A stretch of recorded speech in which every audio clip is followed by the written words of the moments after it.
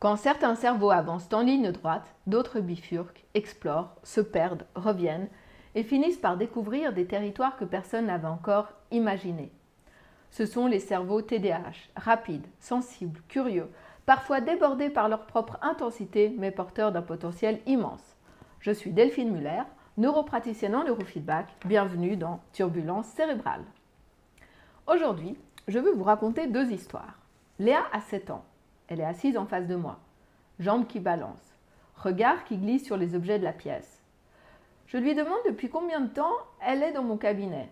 Elle réfléchit. Elle dit 1 heure, peut-être 2. Cela fait 12 minutes. Quelques jours plus tard, je reçois Antoine, 34 ans, ingénieur, diagnostiqué TDAH à l'âge adulte. Il me raconte qu'il a appelé sa mère il y a pas si longtemps que ça. Sa mère lui a précisé ce matin qu'ils ne s'étaient pas parlé depuis 3 mois. Léa et Antoine n'ont ni la même histoire, ni les mêmes symptômes, ni le même âge. Mais ils partagent quelque chose de fondamental, quelque chose dont on parle peu, quelque chose qui n'a pas de nom dans les critères diagnostiques officiels et qui pourtant traverse toute la clinique du TDAH. Ils ne perçoivent pas le temps comme nous. Aujourd'hui, je veux vous parler de cette particularité que les anglophones appellent time blindness, la cécité au temps. Et je veux surtout vous parler d'une distinction, une seule, qui change toute la lecture clinique du TDAH. Cette distinction tient en 4 mots, maintenant ou pas maintenant, now ou not now. Pour la plupart des cerveaux, le temps est un continuum, une rivière. On y voit le futur s'approcher graduellement. On sent le passé s'éloigner par degrés. Et entre les deux, le présent a une épaisseur, une durée perceptible. Pour beaucoup de cerveaux TDAH, ce continuum n'existe pas. Le temps est binaire.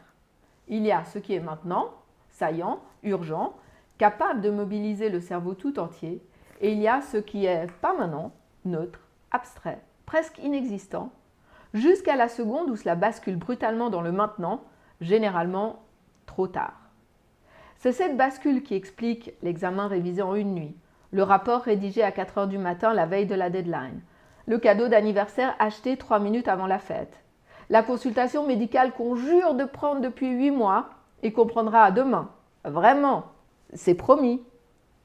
Ce que l'entourage lit comme de la procrastination, ce que les enseignants lisent comme de la négligence, ce que les conjoints lisent comme un manque de considération, c'est très souvent autre chose. C'est un cerveau pour qui ce qui n'est pas immédiatement présent peine à exister. Pour comprendre comment un cerveau en arrive là, entrons dans une scène très concrète. Vous êtes assis à votre bureau. Il est 14 heures. Vous vous dites « Allez, dans 10 minutes, j'envoie ce mail ». Dans un cerveau neurotypique, cette intention va être maintenue par le cortex préfrontal, comme une note de fond qui reste audible pendant que vous faites autre chose. Vous ouvrez un autre dossier, vous répondez à un collègue, mais quelque part, le mail continue d'exister comme intention active. Dans un cerveau TDAH, cette note de fond s'estompe. 3 minutes plus tard, l'intention n'est plus active. Elle existe encore quelque part, mais elle ne pèse plus sur les décisions présentes. Pendant ce temps, votre cervelet est censé compter les secondes. C'est lui qui vous donne, sans que vous y pensiez, la sensation que 10 minutes se sont à peu près écoulées. Chez les profils TDAH, ce comptage est moins précis. 6 minutes peuvent être perçues comme 2, 15 peuvent être perçues comme 5. Et au-dessous de tout cela, la dopamine. Son rôle est de donner au temps son relief émotionnel, cette sensation que l'échéance se rapproche, que la pression monte, que le moment d'agir approche. Dans un cerveau TDAH, ce relief est comme aplati. Le temps qui passe ne génère pas l'alerte croissante qu'il génère ailleurs. Le résultat, c'est que vivent quotidiennement les patients TDAH, c'est-à-dire à 14h03, l'intention s'efface. À 14h09, le mail n'est plus comme une priorité. Il est présent dans la tête, mais sans poids. À 14h47, il ressurgit brutalement et avec lui la panique de l'oubli. Entre 14h et 14h47, Il ne s'est pas passé rien.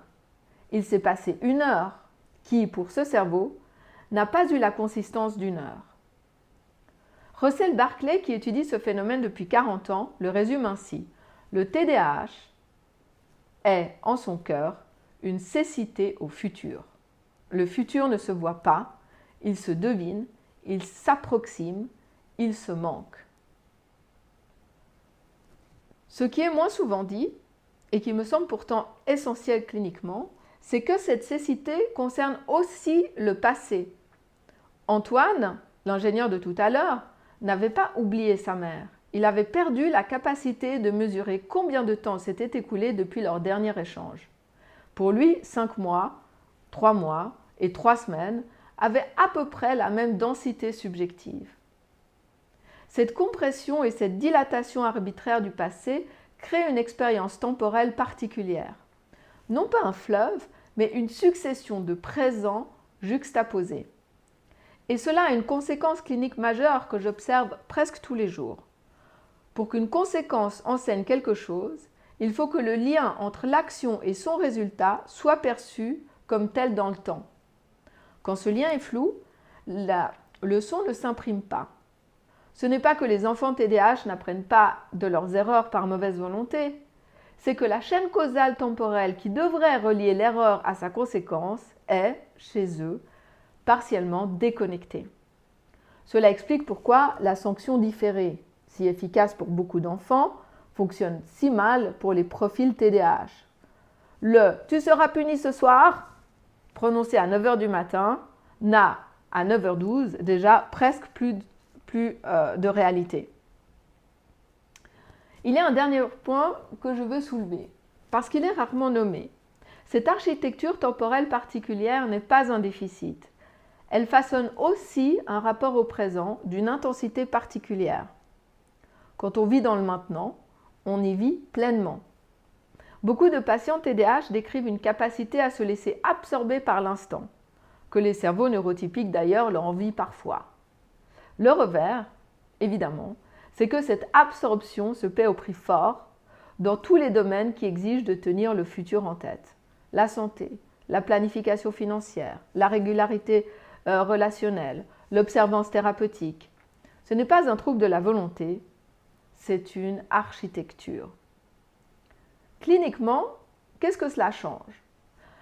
Cela change qu'on cesse de demander à un cerveau TDAH de voir ce qu'il ne voit pas.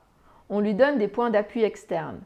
Pas par confort, mais par nécessité neurologique. Premier appui, prendre le temps qui s'écoule, physiquement perceptible. Une horloge classique demande au cerveau de calculer. Il est 14h15, mon rendez-vous est à 14h45, donc il me reste 30 minutes. Pour un cerveau TDAH, ce calcul est coûteux et l'information qui en sort reste abstraite. Un minuteur visuel, à l'inverse, montre le temps. On voit une portion colorée diminuer, une barre se vider, un disque se réduire. Le temps cesse d'être une information à traiter pour devenir une donnée sensorielle. C'est la différence entre lire la météo et sentir la pluie. Deuxième appui, sortir les échéances de la tête et les installer dans l'espace. Une deadline mémorisée existe peu pour un cerveau TDAH. Or, une deadline écrite en gros sur un tableau face au bureau, surlignée, datée, présente dans le champ visuel chaque fois qu'on lève les yeux, existe beaucoup plus. Le futur abstrait devient un objet physique dans la pièce. Troisième appui, fragmenter le futur lointain en une série de présents. Demander à un cerveau TDAH de travailler sur un projet rendu dans 3 semaines, c'est lui demander de se mobiliser pour quelque chose qui, neurologiquement, n'existe pas. Lui demander de travailler 40 minutes aujourd'hui, là, maintenant, sur la première étape, c'est lui donner une échéance et elle existe. 3 semaines deviennent une succession de 40 minutes successives. Chaque 40 minutes est un maintenant. Et le cerveau TDAH sait fonctionner dans le maintenant. Ces 3 principes, 1. Rendre visible, 2. Externaliser, 3. Fragmenter, ne sont pas des astuces de productivité. Attention, ce sont des compensations cliniques d'une particularité de traitement temporel.